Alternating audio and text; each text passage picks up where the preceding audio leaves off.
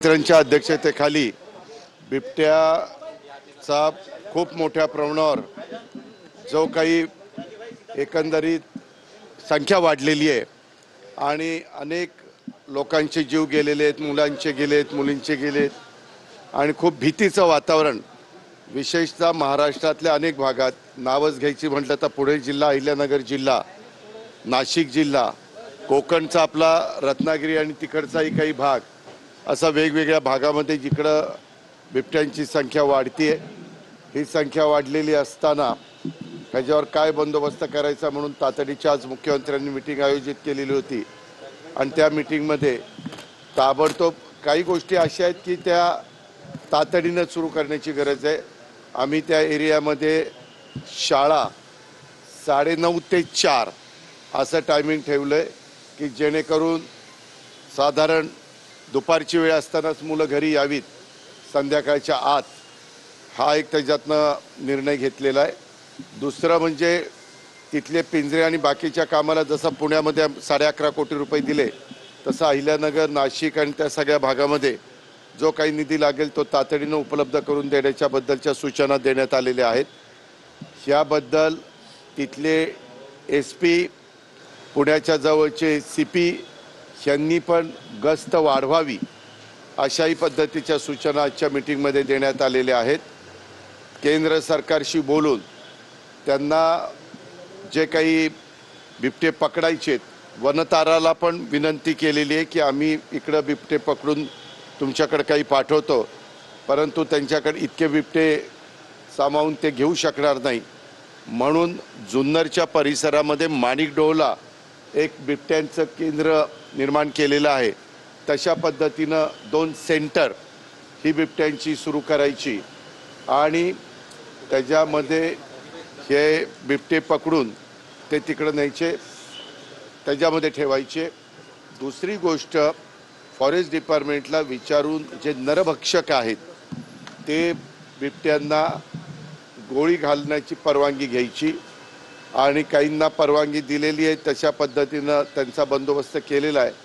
परंतु खूप मोठ्या प्रमाणावर भीतीचं वातावरण आहे आणि त्या भागामध्ये शेतकऱ्यांना आता तर सोलरवर वीज आपण देतो, परंतु अजून जुन्या ज्यांच्या मोटारी इलेक्ट्रिकवर असतील त्यांना दिवसा वीज त्या बिबट्याप्रवण भागामध्ये देण्याच्याबद्दलची पण निर्णय आज मुख्यमंत्र्यांच्या अध्यक्षतेखाली झालेल्या मीटिंगमध्ये घेण्यात आलेला आहे। आणि ते जे 2 सेंटर सुरू करायची त्याचा प्लॅन एस्टिमेट ताबडतोब करायला सांगितलेलं आहे।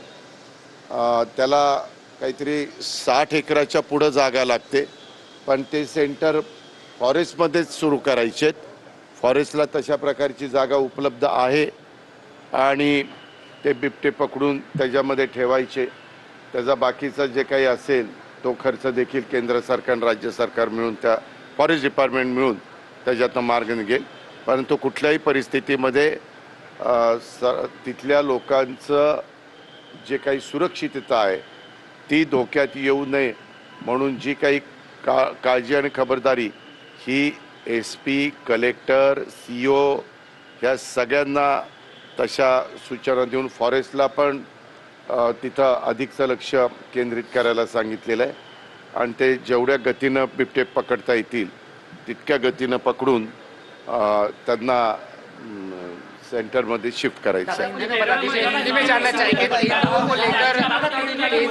हां, ऐका, आज ती पण चर्चा झाली। त्याच्या संदर्भामध्ये आपण केंद्र सरकारला अशी विनंती करतोय की काही प्राणी असे आहेत की ज्यांना तुम्ही मारू शकत नाही, परंतु काही प्राणी त्याच्यातनं काढले तर मला त्याचं एक एक्झॅक्ट नाव सांगता येईना तुम्हाला, तर त्यांना मग तुम्हाला मारता येतं।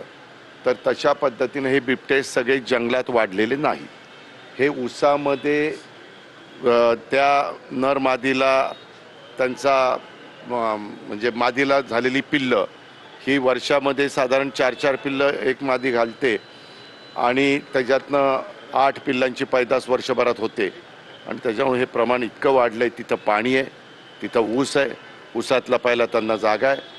आज फॉरेस्ट डिपार्टमेंटचे लोक असे सांगत होते की हे बिबटे जंगलातले बिबटे नाही आहेत, ह्यांची मुळातच पैदास ही ऊसाच्या शेतामध्ये झालेली आहे आणि त्यांचं वावरणं त्याच परिसरामध्ये असल्यामुळं आता त्या भागातले कुत्री असतील किंवा जे काही त्यांचं अन्न आहे तशा प्रकारचे प्राणी तिथले संपलेले असल्यामुळं ते बाहेर येऊन कुठं शेळीवर हल्ला कर, वासरावर हल्ला कर, इथं कुत्र्यांच्यावर हल्ला कर, अशा प्रकारचं त्यांचं हे सगळं चाललेलं आहे. आणि म्हणून त्याच्या संदर्भामध्ये ताबडतोब ज्या काही गोष्टी करण्याची गरज आहे आणि प्रत्येकाचा जीव वाचवण्याची गरज आहे त्या सगळ्याच्या बद्दलचे निर्णय आज मुख्यमंत्र्यांच्या अध्यक्षतेखाली असणाऱ्या बिबट्याच्या आढावा बैठकीमध्ये घेण्यात आलेले नाही.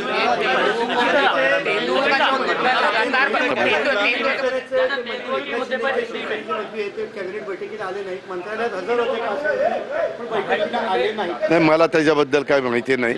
मला ते जाणवलं पण नाही, कारण मी एकनाथराव आणि देवेंद्रजी आणि CS असं बसतो आणि मला असं वाटलं, कारण आमचे पण मकरंदाबा पाटील नव्हते, दत्तामामा भरणे नव्हते, मुश्रीफ साहेब पण लवकर निघून गेले कारण त्यांना जायचं होतं. तर माझा असा समज झाला की आज छाननी आहे, म्हणजे ह्याची अर्जांची 288 नगरपालिका आणि नगरपंचायतीची, आणि त्या छाननीमुळं संख्या रोडवली का काय असा माझा अंदाज होता, म्हणजे मला वाटत होतं. परंतु नंतरच्या काळामध्ये मी त्या मीटिंगमधनं इकडं निघून आलो आणि नंतर काही पत्रकार मित्रांनीच मला ते विचारलं की असं काही झालं आहे का, पण मला खरोखरीच आतमध्ये असं काही जाणवलं नाही. तर मी लगेच एकनाथरावनं विचारलं असतं की एकनाथराव, म्हणजे मी त्या अँगलने कधी बघितलं पण नाही, कारण सगळे असे वेगवेगळ्या त्यांच्या प्रोटोकॉलप्रमाणे जागा ठरलेल्या असतात आणि त्या पद्धतीने आम्ही बसलो होतो. मित्र पक्षांकडून एकमेकांकडे घेतलेल्या नगरसेवकांकडून ह्याच्यामधून नाराजी नाट्य रंगलेलं आहे. ऐका, आमच्या कोण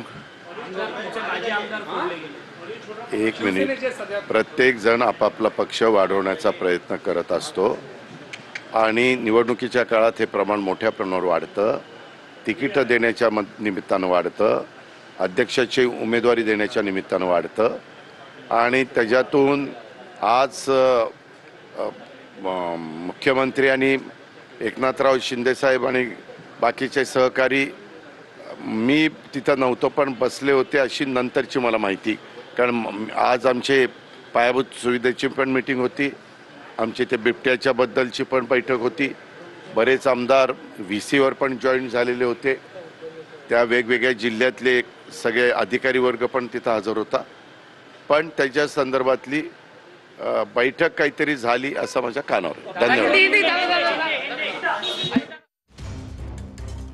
तर प्रत्येकाला आपापला पक्ष वाढवण्याचा अधिकार आहे असं अजित पवार यांनी म्हटलेलं आहे. शिवसेनेत नाराजी असल्याचं जाणवलं नाही असंही अजित पवार म्हणाले आहेत. प्रत्येकाकडनं आपापला पक्ष वाढवण्याचा प्रयत्न केला जातो असं अजित पवार म्हणाले.